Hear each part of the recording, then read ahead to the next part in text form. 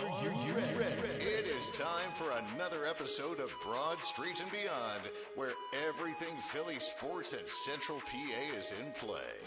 We leave those New York sports in the penalty box. And now, here's Chase and JT. What's going on, everyone? It is another edition of Broad Street and Beyond. I am JT, that's Cowboy Chase, and we're back at you for another week here, tackling a lot of good stuff. We've got a lot of great stuff to kick around here. We've got the Eagles, we've got the Steelers, Ravens, Penn State. We'll do our puck talk as well with the Flyers, Caps, and Penguins. We'll close with some Sixers. Never a dull moment. That's why I love doing this each and every week, because you know, you think you might have everything lined up on what we're going to talk about, and then, you know, you have a couple of big breaking stories news. break. Yeah. It's always breaking news, and you know, we want to thank. I'm sure the likes of Adam Schefter, Ian Rappaport. I'm sure they're looking out for us. They make sure that they break this stuff before we record. That way we can get on there and talk about it. Chase, my friend, how are you? You're looking fantastic as always. I'm good, buddy. I got the Bears giveaway from over the weekend. Probably one of the best giveaways they've ever had on country night on Saturday night. Was not able to take part in it because I was up at the farm show, but thanks to my buddy Jim Jones and the Hershey Bears, he got me a nice little cowboy hat lid here that's pretty sweet. It looks nice. I took off the Mug Root Beer sponsor, though. Oh, was that wrong? Was that wrong to do? Well, I mean, don't you know? I wouldn't. I don't think Mug Root Beer would be too happy about that. Yeah, but probably not. Probably you got to do not. what you're going. So you're back. See, I thought you were still up at the farm show. I will be tomorrow. I will be tomorrow. Let's just leave it at that. Let's leave it at that. All right, we're gonna get into everything. We're gonna do a little bit of a post-mortem here on the Eagles after their disappointing loss on Sunday. We'll talk about the Steelers. Got some big Steelers news to talk about. But before we get into all that, hit me up, buddy. Give me 3 questions. All right, buddy, here we go. Here's the first one, just to break the mood up. Best remedy for the Eagles' one-and-done playoff loss. Like, what would be your best remedy? You mean like what do I do to get over it? Yes, sir. I just you know what? I didn't even listen to anything. I stayed off social media for like half the day on Monday, and I just kind of don't pay attention to anything, and it lets you cool down for a little bit. You need a good. Remember, I think we talked about this before. You need a good sulk right after a loss. Yeah. You just need to sit there and pout, and that's what I do. I'm a good pouter. I like to sit and sulk for about an hour, and then I'm good to go. Now, do you cry it out, or you're just a powder? You don't cry? It depends how they lose. Sometimes a good weep is just what the doctor ordered. Right. Just sit in the corner and weep for a little bit, and then get it all out of your system. I love it. Question 2, buddy, related to football as well. Now that the football season is over for the PA teams, what sport are you looking forward to watching the most now? Probably hockey. I do enjoy watching hockey. Love watching the Flyers. So I'll do what I always do. I'll sit and suffer through hockey. There you go. I will say this. We have talked about the fact that win or lose, the Sixers are pretty fun to watch. Yeah, they are. Enjoyed them again, watching them last night. We'll get to that. But the third question, is it ever okay to change a sports team? Just asking for a friend. In my opinion, no. I think your team is your team, and you got to stick with it through thick and thin. You know, we can't all hop on an expansion team that comes around in 2017 and 2018 and you know, just ride those coattails for a while. Is there something that you're getting at? I think you're getting at something. Asking for a friend. That was a trick question for you, JT. You passed all 3 of them. Good job, buddy. Thank you, well sir. I'll take my whatever you got for me, scratch and sniff sticker. Consolation prize, absolutely. Consolation prize, maybe one of those Cowboy. Kevin Patullo wallpaper behind you. There we go. You get that. I should get that signed. Yeah, you should. Anyway, let's kick it off, shall we? We'll start with the Eagles and the frustrating love-hate relationship that you and I have had with this team came to an end on Sunday in a 23-19 loss to the 49ers, a game that, you know, going in, you thought, despite the Eagles' flaws, and they certainly had their share of them, that they would be able to take advantage of the fact that the 49ers were riddled with injuries and the fact that they didn't look great in their last game trying to play for the number one seed. But in typical Eagles fashion, they frustrated us to the very end. They looked pretty decent, I would say, in the first half. Reverted back to form in the second half. I know they got a couple of field goals. They actually had a 19-17 lead, but all of the things that we've been complaining about throughout the regular season and certainly down the latter stretch of the regular season rear their ugly head once again.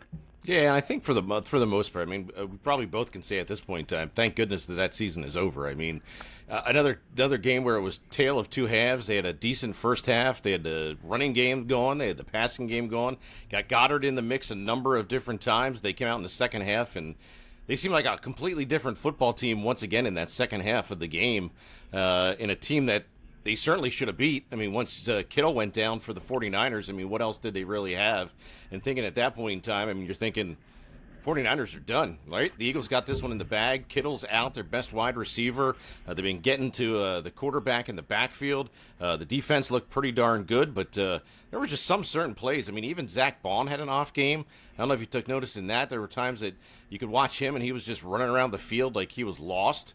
At times, he wasn't making the tackles that he usually makes in those games, and they just kind of stunk it up in that second half. You know, you can put the blame on anybody in that second half, whether it be, you know, Jalen Hurts, the offensive coordinator, or whoever you want. I mean, A.J. Brown, too, with 2 minutes to go. I mean, you're a guy that's, you know, going on a Geico commercial telling everybody you're the best wide receiver in the game, and you can't even catch a ball in crucial time in the playoffs. I mean, it's a season that for the most part, I think it's glad it came to an end the way it did, just to show that the Eagles are actually not the team that everybody thought they were going to be as we headed to this season at the beginning of the year. And here we are talking about getting knocked out in the wild card round, which nobody ever would have thought would have happened. I told a couple of guys here at work, it was weird. I was obviously upset that they lost, but, you know, part of me was I was kind of half glad to be done with it. You know what I mean? I don't think I could have taken another week with this team again. I mean, right. Every week was just like such a roller coaster. Even when they win, you feel frustrated afterwards as a fan, and it's like, you know what, I'm done. I'm done with this year. If they would have found a way to win on Sunday, kind of thought that it would end anyway, no matter who they played in the second round. You know, it was things that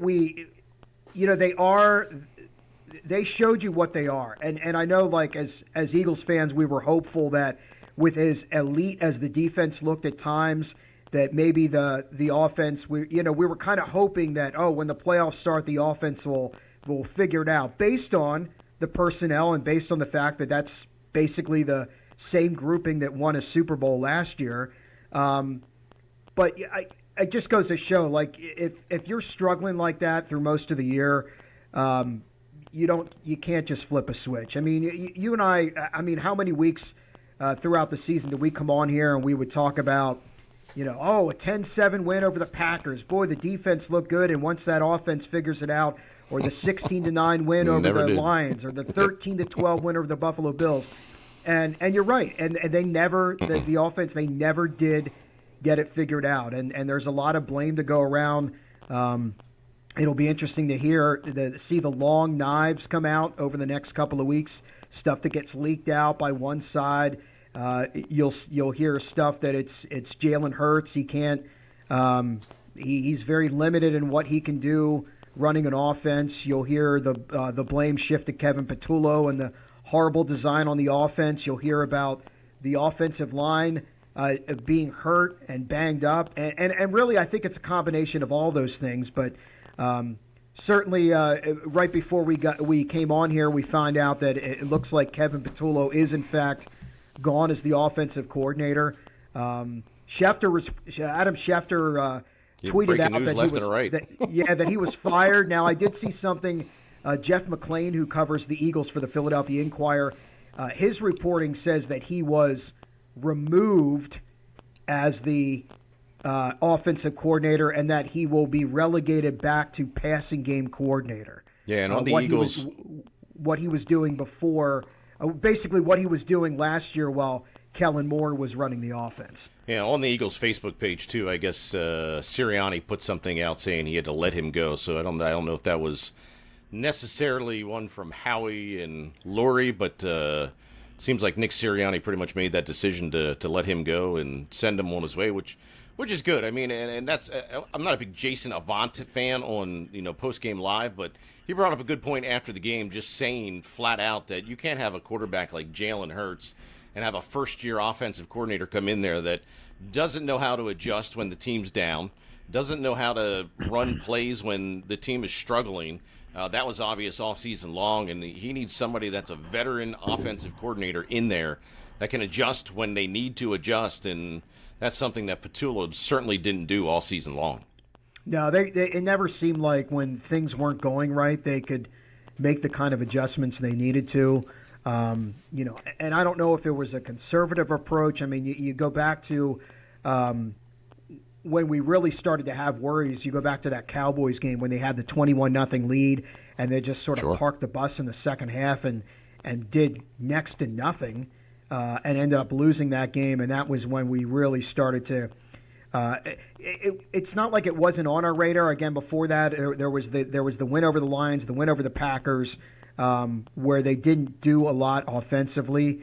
But, at this point, Kevin Patullo is going to take the brunt of the blame, and we'll see what they bring in. I'm sure it's going to be an established, known offensive mind to run the offense, which kind of begs the question, it's kind of fun to kick around, but, you've got Vic Fangio, an established veteran guy, who's done a great job running the defense, and now they're going to bring in an established guy to run the offense. And it begs the question, what does Nick Sirianni do?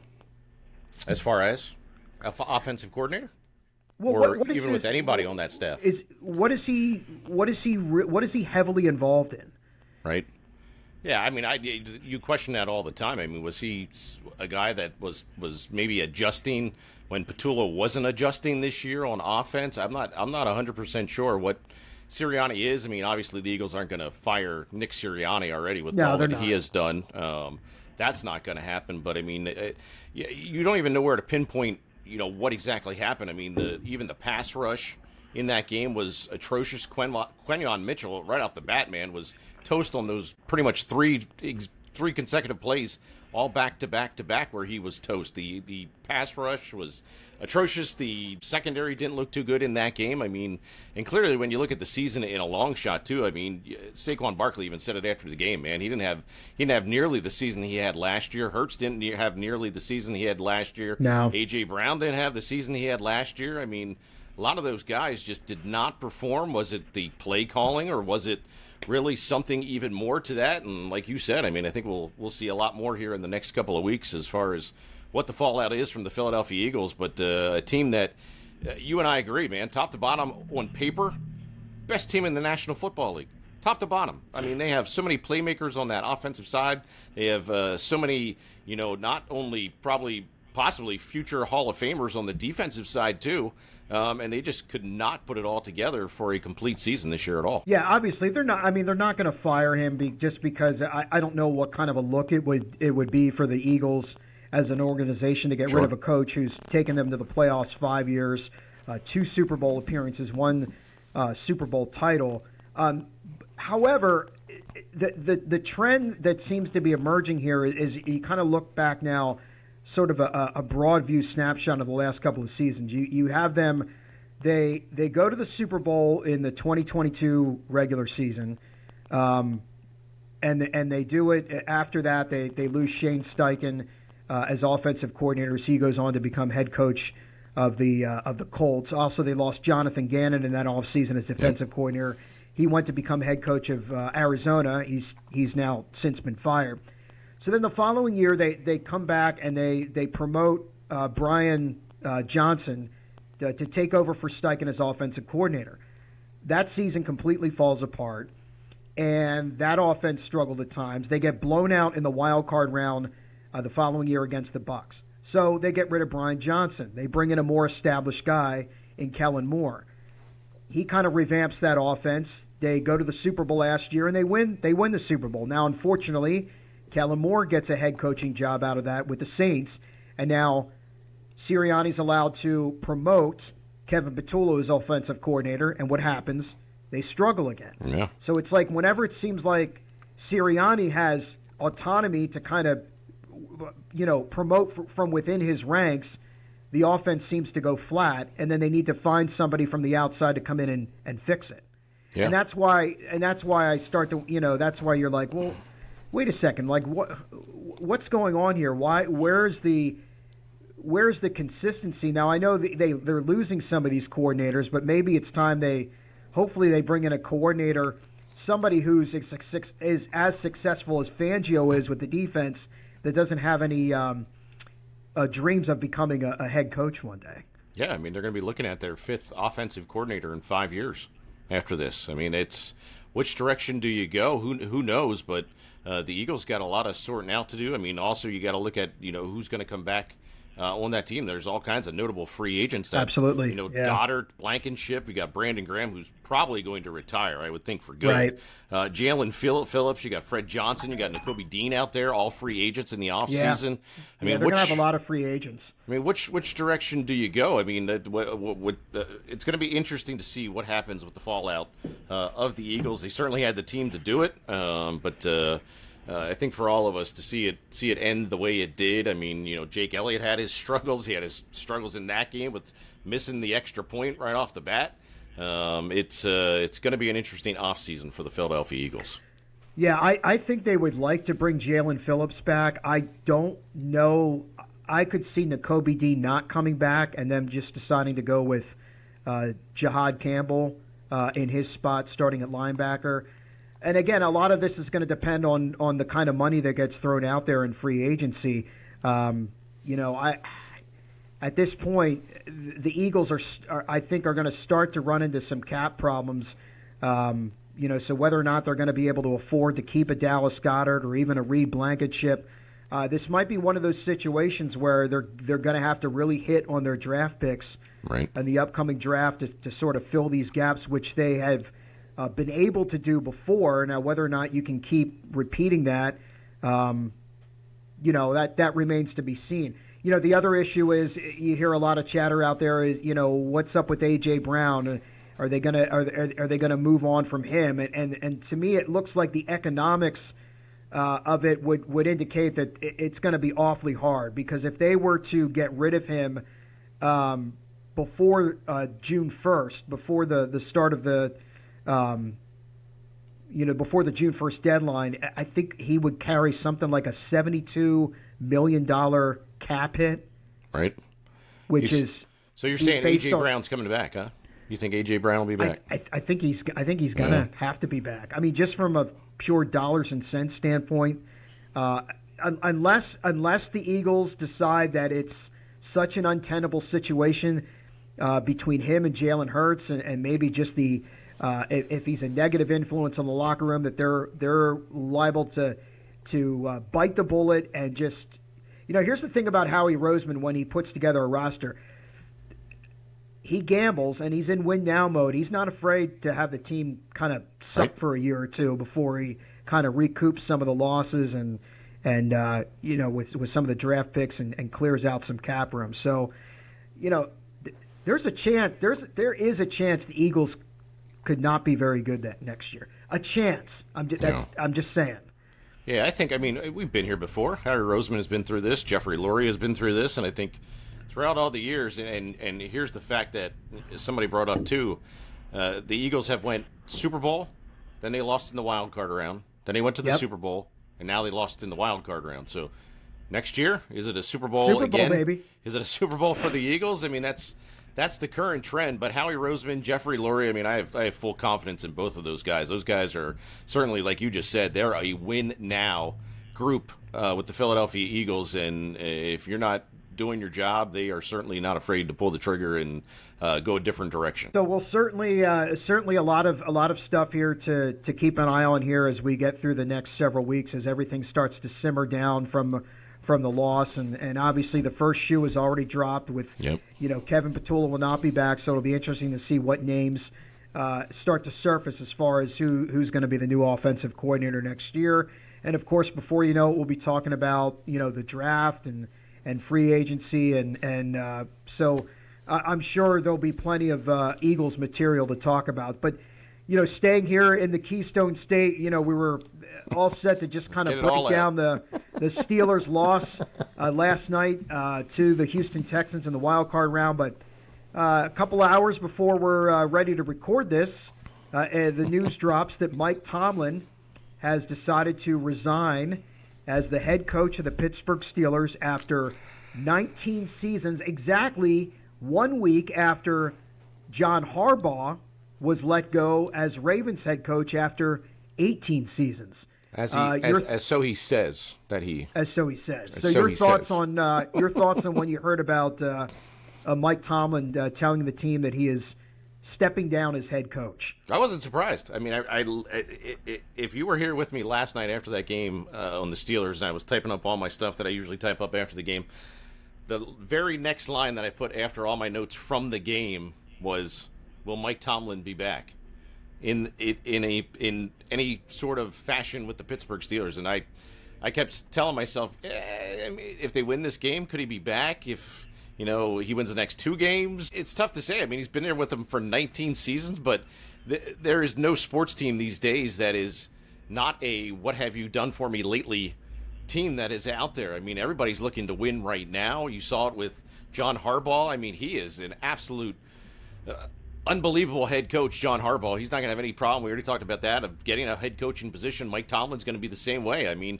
I think the writing was on the wall. I mean, all of the folks that I know that are Steelers fans wanted Mike Tomlin out 2-3 years ago already. They were looking for him to move on and go somewhere else. So as far as it being shocked, I mean, I think I'm more shocked that it came out and said that, he was the one to, say, I'm done, I'm giving this up. And kudos to him. I mean, if he saw the writing was on the wall, he got out of there, and he doesn't have to go through of being fired and being canned. But he's another guy that will not be that hard to find another job, either be in the NFL or even in college, if he goes that direction. He'll certainly be sought after. No question. It's just going to be about whether or not he wants to coach next year, or does he want to take a break for a year? So now, as I understand that he was actually under contract for 2 more years.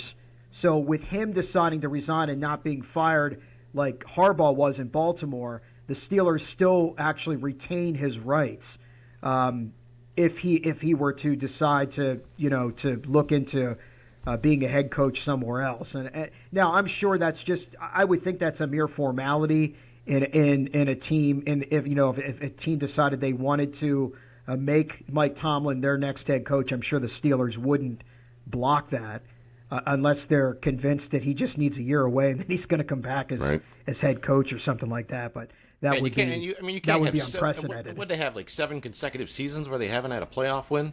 Pittsburgh Steelers. I mean, that's that alone is writing on the wall. And you can't lose. The way they got set up, the Ravens game at the end of the season, those two, you would have thought, after they won that game, you would have immediately thought that, oh yeah, Tomlin's going to stick around. He's going to be there. He just won that big game to get him into the playoffs. But I'm not surprised that he removed himself, fired, whatever the case may be. I mean, it'll come out in the next couple of weeks, but it is a what have you done for me lately league, just like every other sport that's out there, and the coaching carousel just continues. I mean, who goes to Pittsburgh? I mean, who do they even look at right now as a possible head coach? I joked about it earlier when I was out there at the radio station. Bring in John Harbaugh. Wouldn't that be something? John Harbaugh now he picks the Pittsburgh Steelers to be the head coach, and Tomlin goes to the Baltimore Ravens. Tomlin goes to Baltimore. How great would that be? That'd be like unbelievable. A big trade. Yeah, it'd be unbelievable. But I mean, what else is out there right now? A lot of coaches have been fired this year from the NFL, but who do the Pittsburgh Steelers look at with it? Like we said when we were out there too, it's going to be the 4th coach since 1969 that they're going to be hiring here upcoming. So I mean, it's been a long time since the Pittsburgh Steelers had to make a coaching decision. That is incredible when you think about it. An organization that is going to have its fifth head coach since 1969. Chuck Noll was there from 69 to 1991, Cower from 92 to 06, and now Tomlin from 07 to 2025. I mean that. Yeah, listen to those coaches, man. Those guys are legends. Those are legends. Yeah. Those guys, every single one of them, and Mike Tomlin's going to be no different. I mean, he didn't have a single losing season. Right. None. He had 0 losing seasons in his whole tenure as the Pittsburgh Steelers head coach. I mean, I get it. You haven't won the playoff game, you haven't won the big game, but I mean, he's still a heck of a coach. And there's only one team that's going to win the Super Bowl. It's not 2 or 3. It's only one team that's going to win that Super Bowl each and every single year. So it's going to be a little bit of a struggle, I think, depending on who the Steelers bring in. Even with the Ravens, I mean, who are the Ravens going to bring in to right their ship too next season? But it's going to be an interesting offseason. Does Aaron Rodgers come back as their quarterback? Highly doubt it. I don't think so. It almost seemed like last night the way they were talking on the broadcast, Buck and Aikman, They seemed convinced that Rodgers was going to be done, right. That he was not coming back, and that he had played his last game as a quarterback. Now that's not to say that there could be a situation where next season maybe a team's looking for a quarterback during the season, and maybe halfway through the year or something, some team could convince him to come out of retirement. Maybe kind of like what the Colts did this year with Phillip Rivers, maybe a situation like that, but. Other than that, I don't see it. So when it's all said and done, Tomlin finishes with a record 193, 114, and 2. Wow. 13 playoff appearances during his tenure with the Steelers. 8 division titles, 3 appearances in the AFC Championship. Of course, 2 Super Bowl appearances, and then the Super Bowl 43 win in 2000. What was the 2008 season? But Super Bowl 43 was in the 2009. Calendar year. So we'll certainly be tracking that to see what names start to pop up. Speaking of names popping up, the Ravens are continuing to interview new candidates for John Harbaugh's successor. They've already completed interviews with Vance Joseph, who was the Broncos defensive coordinator. Actually, was an ex-Broncos head coach. Heck of a player. Davis Webb, the Broncos QB coach. They've interviewed Clint Kubiak, who's the Seahawks offensive coordinator, Kevin Stefanski, Matt Nagy, Cliff Kingsbury, who's just let go as Washington's offensive coordinator. They're going to be talking to some other guys, Mike McDaniels, who of course was just let go as Dolphins head coach. Didn't he just interview for the Jets head coaching job? So. Nothing going from one team that's not very good to another team that's not very good. I mean, any of those names though jump out to you? Yeah. One that you're like, oh yeah, I think he would be a good fit. Lancaster owns Matt Nagy, man. Lancaster native Matt Nagy. I would seriously consider him for any head coaching job that is out there, whether it be Steelers, Ravens, Jets, anybody, Dolphins. I mean, he is quite the assistant coach and has always been, and he's been a steady guy and just with Andy Reid in Kansas City now. But Nagy, I would say, would be one that jumps out at me as somebody that could certainly right the ship somewhere wherever he does go, if he would be considered for a head coach. Well, I can tell you, our resident Ravens fan here in the office, Noah, PD Noah, would not be. He's gone on the record as saying he was not be enthusiastic if Matt Nagy was the choice. Yes. Why would that be?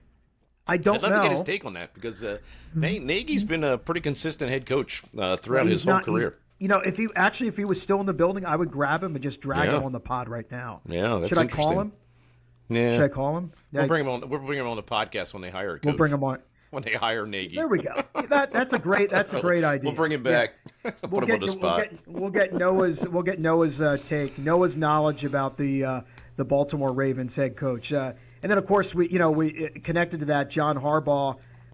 Now, from what I heard, he's had one formal interview so far with the Atlanta Falcons, but he's vetting other teams. He's had preliminary discussions with the Giants, the Titans, the Browns, the Raiders, the Cardinals, all of them. So, any gut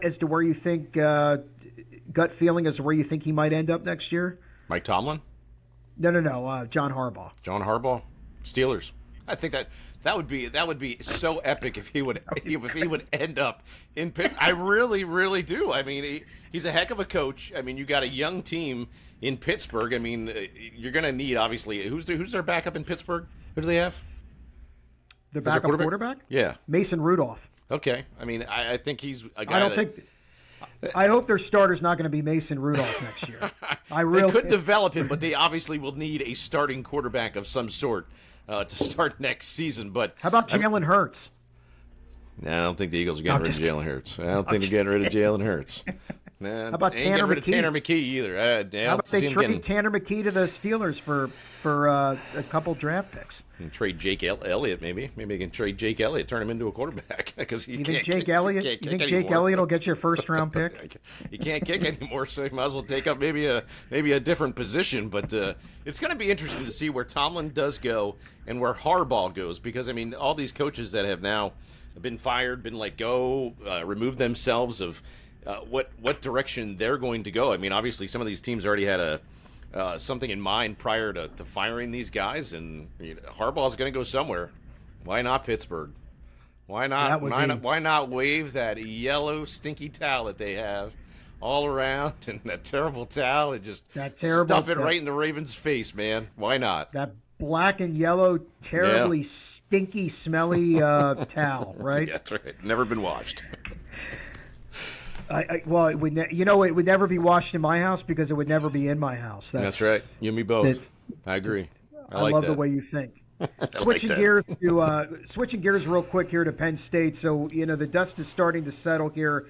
So more and more names are coming here, coming through the transfer portal. I think it's like 24 names in all. I saw an article on is a website called Nittany Central, and they ranked the top 5 players out of the portal for Penn State. Of course, 4 of the 5 are Iowa State. In fact, I saw a funny meme on social media. It was the Penn State logo, but done in Iowa State colors. Jeez. Might as well. Might as well. So here are the 5. I'll go through these real quick. Here are their top 5 transfer portal pickups. Number 5 is running back James Peoples, who came from Ohio State. Yeah, I just saw that one. Yep. Rushed for 344 yards, 3 touchdowns, 5.6 per carry. And he was the backup at Ohio State, right? He was, yes. Yeah. Yeah. Number 4 is Trevor Burr. He's an offensive guard. He was an all Big 12 honorable mention last year for Iowa State. They're saying he's a plug-and-play guy right away. He'll figure right into the starting lineup and could be a good anchor for that unit next year. Number 3, one we talked about last week, Chase Sowell, the wide receiver last year for Iowa State. He made 32 catches, 500 yards, 2 touchdowns, and averaged 15.6 per catch. Certainly a favorite target of Rocco Becht. Number 2 is the tight end Benjamin Bramer, 37 catches, 446 yards, 6 touchdowns. Another reliable target for next year, and I think with Andrew Rappelier coming back for Penn State, I think that could potentially be a pretty good 1-2 punch at tight end for Penn State next year. And then, of course, Rocco Becht is ranked number 1. 4-year career at Iowa State, 9,274 passing yards, 64 touchdowns. I'm pretty excited to see him in a Penn State uniform next year. Yeah, I'm pretty excited to see what happens here with the Campbell era at Penn State and all the guys that have now made the transition from other schools, especially half the Iowa State team coming to Penn State as well. But it's going to be an interesting year next year. I mean, you got a lot going on for Penn State. You got an easy schedule to dive right into. It's going to be, I think that blue-white game is going to be a little bit fuller this year than it has been than it has been in the past. But I'm excited to see what comes out of State College here next season. And I'm always a hater for Penn State, but I mean, you are a hater. We have got to win a national championship at some point. I hope it's Matt Campbell to bring that national championship back to Penn State, but we'll see. We will see. He's done good with the portal and bringing those guys in, so that's a start. I will say your Penn State hate and your Penn State negativity got me 2 smash burgers. 2 smash burger lunches. I still owe you for one. I still owe you for one, by the way. I seized on your hate, and I exploited it for my personal benefit. It was just, and I don't. Listen, I don't feel guilty about doing that either. I think it was more hate towards James Franklin. I mean, again, it's not anywhere near what Mike Tomlin was. I mean, the writing has been on the wall for 2-3 years now for James Franklin of letting him go, and I think Penn State Nation has wanted that in a very long time, and it's finally happened. So now a change of regime and actually somebody that actually brings some potential here to Happy Valley, to Penn State football, promised to maybe get them back on top as one of the top teams in college football and get them back to the playoffs, get them that national championship. That's exciting in itself, but that's something that Penn State fans have not been able to have. I love that picture. Oh my God, that is one of the greatest memes I think anybody can make. Mike Tomlin. Let me see if I can bring this up again. Mike Tomlin. This is Mike Tomlin once he gets the winning record. When you need to win the big game, you hire Big Game James. Man, that's the direction you go. And how about that? We'll see. You think he would do it? You think we'd back out of his Virginia Tech contract if not the Steelers? Not at all. If the Steelers called, you don't think that would happen? I don't see it happen. I mean, I think it'd be funny if it would happen, but. A lot of promise in State College, man. I'm excited, but we haven't had this excitement in a number of different years with what has been taking place up at Penn State with all the, like I said, we said it a couple weeks ago with the Sandusky stuff, the Paterno stuff, everything that's been going on up at that university just in the past 15, 20 years, 25 years. It's been incredible, but there's some promise here, and I hope they can turn it around. See, it's not hate. It's not hate. What's that? It's not hate. It's not hate. Well, whatever it is, I exploited it for 2 smash burgers. Even with my Nittany Lion back there. It's all love. Oh, that's right. You do have a Nittany Lion, so I guess you don't hate him that much. No. So here we are on January 13th, and there's a little bit of the hot stove for the Phillies is starting to get a little warm again. The reports out that the Phillies are the front runner to land Toronto Blue Jays free agent Bo Bichette. Due mainly to his relationship with Don Mattingly, who will be the Phillies' new bench coach next year. Bo Bichette batted .311 last year. I think it was 18 homers. Yeah, 18 homers, 94 RBIs. Your thoughts on Bo Bichette potentially joining that Phillies lineup next year? I think it should stay in Toronto because he comes to the Phillies, he's going to bat like 185. No, I'm only kidding. No, I mean, don't do that. Don't do that. You know how this goes when they make big trades for big guys that come to Philadelphia in that first season. No. Here's what. Don't worry about Bo Bichette. Adolis Garcia is going to fill that role. Oh yeah, that's right. Think about it this way: Adolis Garcia is Max Kepler, is Whit Merrifield, is Austin Hayes. I thought we were going to start this pod off and with the Phillies acquiring the Chase Shugart from the Pirates and for Francisco Loreto. I thought we were going to start that one off. Did that happen? Trade. Did I miss that? Yeah, I don't even know who the guys are. It's Phillies and the Pirates made a trade. Do we need to start this over and start and lead off with that instead of no edits? No edits allowed. Bo Bichette, he's definitely an upgrade from what is at third base, second base, wherever he may play. I mean, there's been rumors, obviously, if they just had the meeting, yesterday online. They had a virtual meeting. He seems to be very happy if he could be a Philadelphia Philly, but what happens next? I mean, obviously, you can go over the scenarios. Real Muto probably won't be back. You're going to have to trade Alec Boehm somewhere. You're going to move Bryson Stott then to third base and put Bichette at second base. What do you do on that infield? But I think it would be an absolute upgrade. And, I mean, I think people after the Eagles loss and Sixers loss on the same exact night, I think it would just make everything right in the city of brotherly love if they brought in Bo Bichette. So it's just if they got the money, and I mean, and you can shop Alec Boehm. I mean, you'll be able to trade Alec Boehm, no problem. I mean, Bryson Stott is Bryson Stott or Alec Boehm? Which one out of the two would you keep? Oh, I would keep Bryson Stott. I would move Bryson Stott over to third base, but I'm curious what they could get or what kind of value does Alec Boehm have? Right. What could they get in return, and what is their biggest need that they'd be looking for to get back in a trade for Alec Boehm? Does the girlfriend come with of Alec Boehm's? in the trade. That's right. I thought, well, obviously she that goes might be the along. main. That may be the main concern of some teams. Dang it! The girl from ESPN. Oh, we got to we got to figure that. Maybe Scott is the one that goes now. Yeah. Okay. That's pretty, I Johnny didn't T think needs his about eye that. candy. That's right. That's right. But I didn't even think about that. Good I point. did. I obviously did. Did you really? I did. Well, now I did. who's the one that needs their eye candy? If that's very immediately true. where you went. I like what you did there. You kind of reversed that. I put it back on me. Flipped it. I flipped it around. Flip it over. Flip it like around. But I agree with you. I think, keeping Stott, get rid of Bohm. I think he might be more shoppable right now at the present moment. Didn't have the best season last year, but Bo Bichette, that would be absolutely. There's not a Phillies fan out there that would hate that decision. I don't think at this point in time. Right. All right. Let's do some puck talk, my friend. What do you say? Let's start with the Flyers, and I got to admit, about a week or so ago, I was pretty pleased. They were coming off. They had a 3-2 road trip, which they capped with a win in Edmonton. They came home. They had a spirited game against the Ducks, a 5-2 win, and now since then they've lost 3 in a row. And there was the overtime loss to Toronto. That one kind of was like a punch in the stomach because that game was there for the taking. They had some injuries in that game. They had some injuries in the Anaheim game. And then, man, over the weekend, they were just completely – they had back-to-back home games with Tampa Bay, and they were just completely mowed over and outclassed by the Lightning. They lost 7-2 on Saturday night and then 5-1 last night.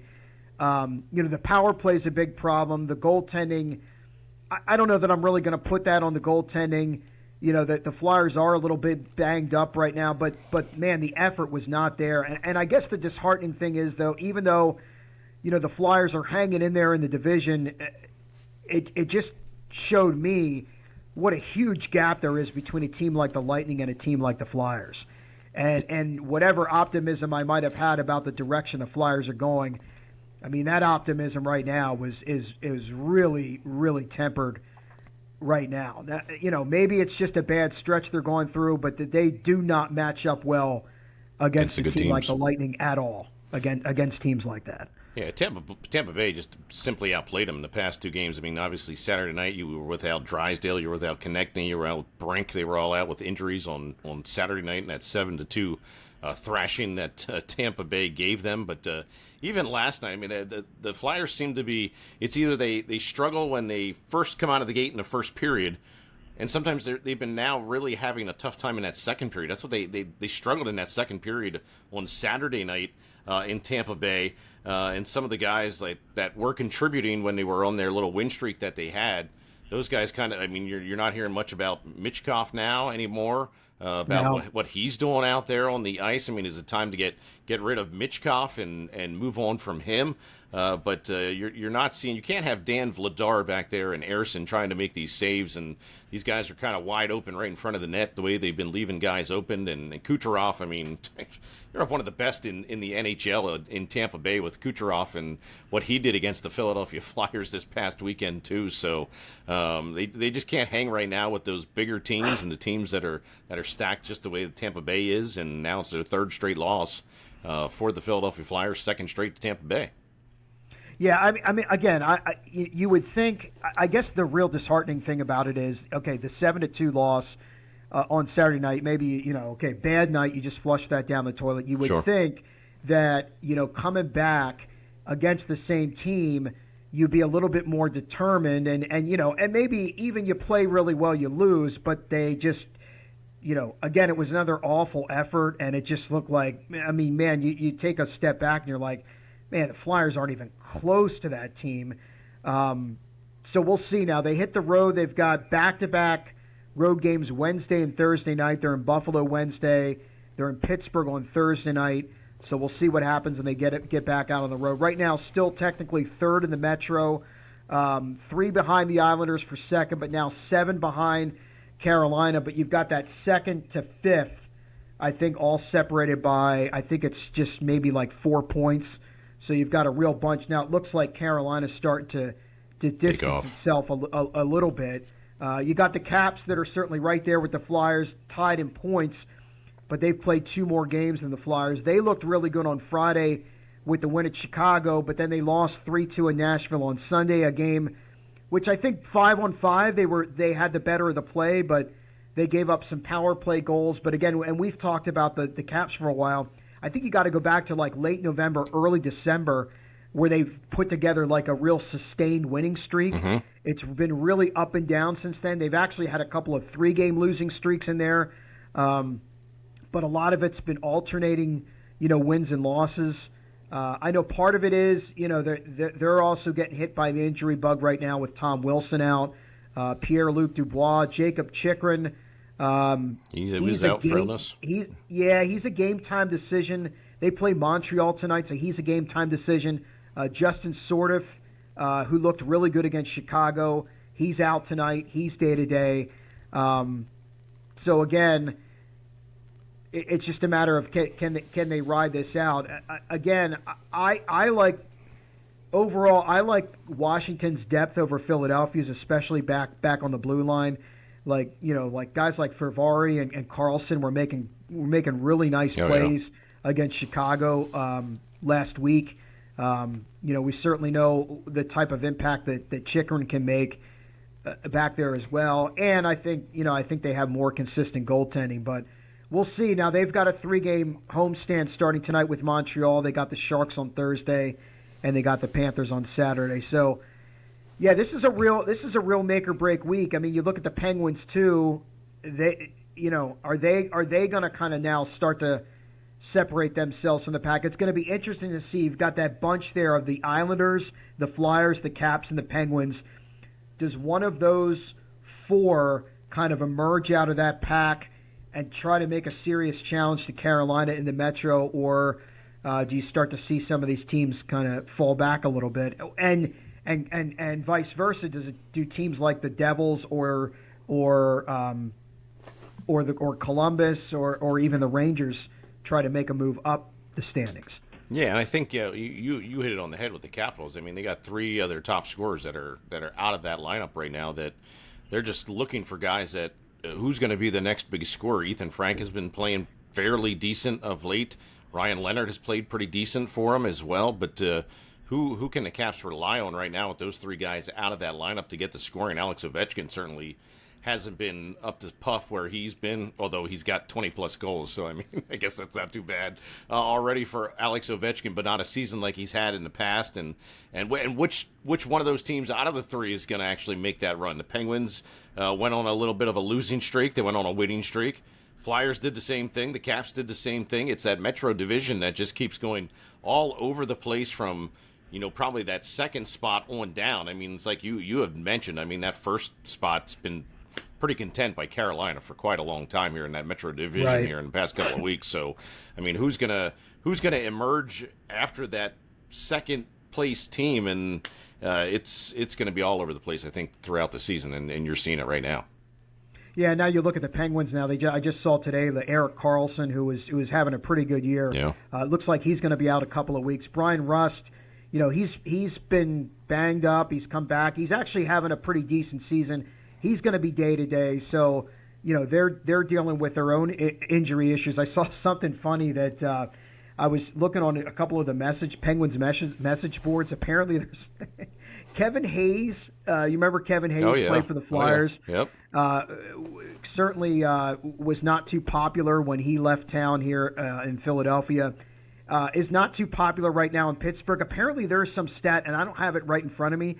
They have some kind of like really good record when Kevin Hayes doesn't play, and they're like That's funny. a so-so record when he does play. And there's a lot of Penguins fans that are like, "What is Dan Muse's fascination with Kevin Hayes?"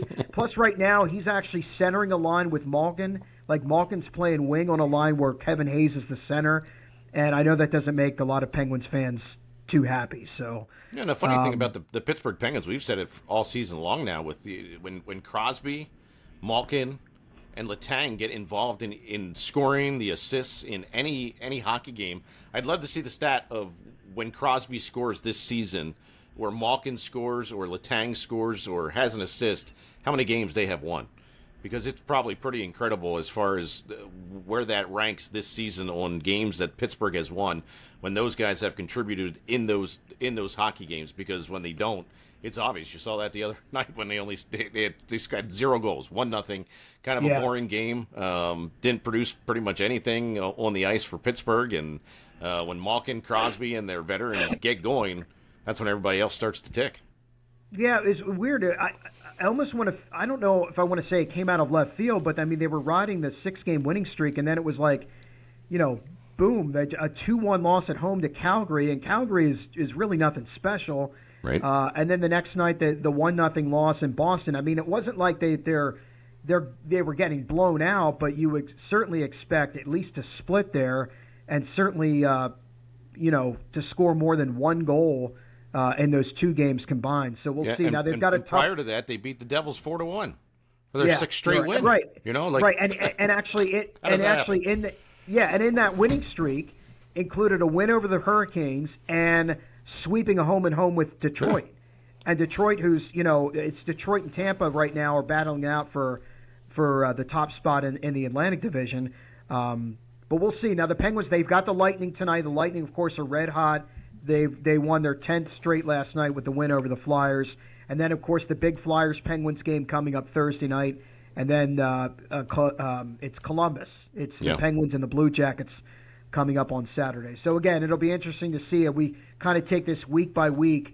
It'll be really interesting to see as we get through these final weeks here in January. And then, February 2nd, I think, is when they break then for the Olympics to see where things stand heading into the Olympic break. The Hershey Bears, certainly a better start to 2026.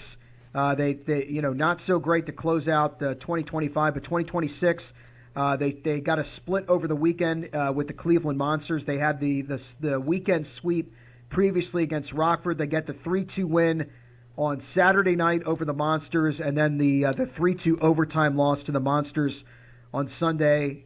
Your thoughts on what you saw over the weekend up at Giant Center? Yeah, Grant Cruikshank has been playing pretty decent now for the Hershey Bears, starting to kick it into gear for them. Crystal had a good game. Belpedio on Saturday night as well. I mean, he's on a little bit of a roll with his 5th goal of the year, his 2nd straight game with a goal, his 3rd one over the last 5 games as well.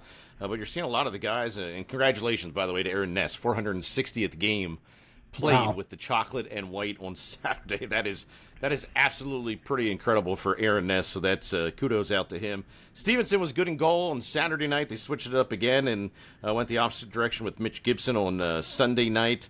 Bears have been playing pretty good hockey though, man. There's a lot of shots on goal on Sunday.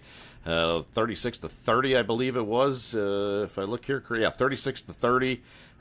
Dalton Smith. I think, and one thing that the Bears have kind of gotten away from when they get those physical guys in the game, like Dalton Smith, it makes a world of difference on that other side of the bench, because those guys do not want to mess with Dalton Smith whatsoever with what he's been.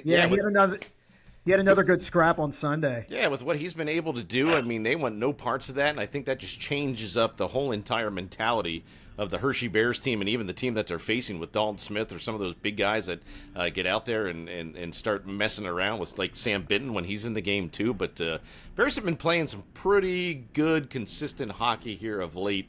Obviously, the game on Sunday, they lost that one. That was in overtime, wasn't it, too?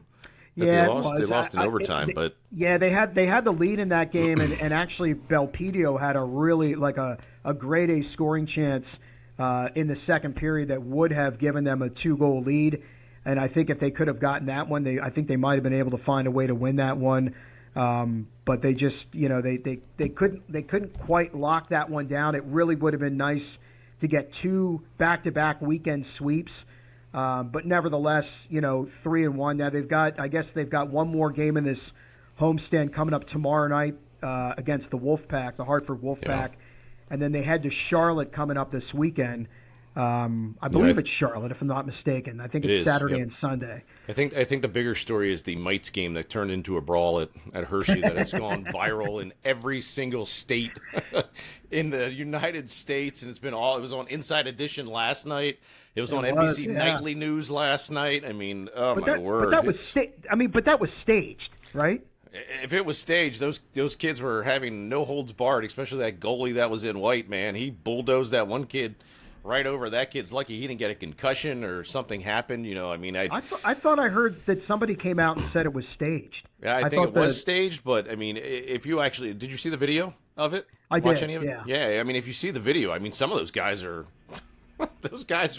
wailing on each other, and you watch that goalie in white. I mean, he took out probably 2 or 3 guys. Took a running start at that one at the end and just completely floored the guy. I mean, the guy hit his head, back of his head on the ice. I mean, the coaches were right there on the benches, were not stopping it whatsoever. I mean, I understand that hockey is part of. Go ahead. Well, that's what makes me. I'm sorry. That's what makes me think it's staged, because I think if it was like, it was something that happened spur of the moment. I kind of feel like those coaches would have been out there. You got to think to yourself, though. I mean, you got the coaches standing there on the bench. I mean, you're obviously at Hershey. I mean, who's actually liable for that? I mean, if something would have happened, the skates were flying. If somebody would have got cut, something would have happened in that brawl. That, I mean, I'm sure there's some parents that are out there in that league right now that are questioning exactly what happened there and not too happy with what took place up there in Hershey. And I mean, was it the Hershey Bears' responsibility to stop that on the ice while it was going on? I mean, there's going to be a lot of things coming out of this after that little brawl, and staged or not, it's something that probably should not have taken place on the Giant Center ice. Remember, hey, don't forget, pro wrestling is also staged, but they like to lay it in there sometimes and make it look real, right? These are 8-year-olds, man. These are 8-year-olds. Well, the wrestlers lay in some stiff shots. They had, the mics had to make it. They might have to make it look believable, but it'd be interesting to see what any repercussions that come out of that. Let's close it out, my friend, with a little Sixers talk. They had a only team we got in Philadelphia left. Any hope? The only they had the split over the weekend. Sunday night they lose in Toronto by 1 point in overtime, and then they play the Raptors again last night, get the 115-102 win. They had their opportunities on Sunday. Now, Embiid and Paul George did not play on Sunday. They were both in the lineup last night. It's funny. I'm not too emotionally invested. I love entertainment-wise. I think they are really fun to watch. But, part of me, it's like it seems like lately when that they're figuring it out with Embiid, Maxey, and Paul George in there, that everybody's sliding into their roles, that they actually look like a pretty competent team out there. Yeah, I mean, what a game it was last night. I mean, I'm starting to get a little emotionally involved in this, JT. Are you I gotta really? admit, I mean, you're not getting emotionally involved in this. I Well, mean, wait a second. If you get emotionally involved, you might drag me into it. I tell you what. If I get into it, that's it. I've been into it, man. I mean, last night was absolutely amazing. That first half, I mean, I kept on saying to my wife and Minnie Hopper, they were out in the kitchen, I said, do you see how many points the Sixers are putting up here in this first half? I mean, they put up, 80 points in that first half, 80-51. They shot nearly 80% at one point in time from three-point land. I mean, they were absolutely on point in that first half of that game. I mean, and what I do believe, I mean, you haven't seen, since Kelly Oubre has come back now from injury, you haven't seen him quite the way that he was prior to that injury. They've been bringing him off the bench to kind of working him back into the rotation. But I mean, I'd like to see him start contributing a little bit more. I mean, you got a heck of a bench for the Philadelphia 76ers right now. But they just got to keep it in check. I mean, they were having that issue with not playing in the third quarter early on. I think they've kind of got over that stage now. But if they could play consistent basketball like they played last night in the game that they had, I mean, they were clicking on all cylinders, and it was such a fun game to watch. It was absolutely amazing to see what they were doing. Not only Maxey, but Embiid, Paul George, all those guys that were out there on the floor. I mean, and Edgecombe. I mean, he is something else to watch. The big dunk by Embiid that he had in that game. Did you see the dunk that he had? Edgecombe gets more and more confident, I think, with each passing game, and again, Embiid looks pretty comfortable out there. We'll see how long it lasts. But I will say this again: if you start to get emotionally invested in the Sixers, I will get emotionally invested. I'm getting there. And the next thing you know, this is going to be a completely Sixers podcast if that happens. Hey man, I'm all for it. Let's start it. we're going to live and die with the Sixers. No. We're going to devote the whole show to the Sixers. I can't live and die with the Flyers. I mean, I like watching the Flyers. They're exciting to watch. I love Jim Jackson's call, Brian Boucher. But I mean, the Sixers are just such a. I mean, I haven't been into basketball probably, like I told you, 10, 15 years at probably the least.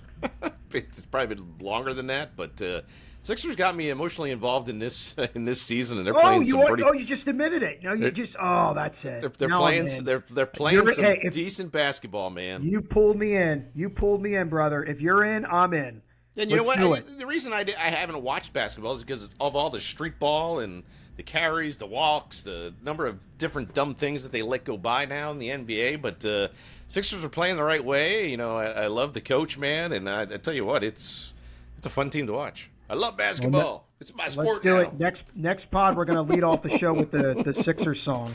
We're going to do it. Oh yeah, let's do it. That'd be awesome. So they're 22-16 right now, 5th in the East, and now they've got a 2-game home set with the Cavs coming up Wednesday and Friday. And the awesome part at the game last night, you know what that part was?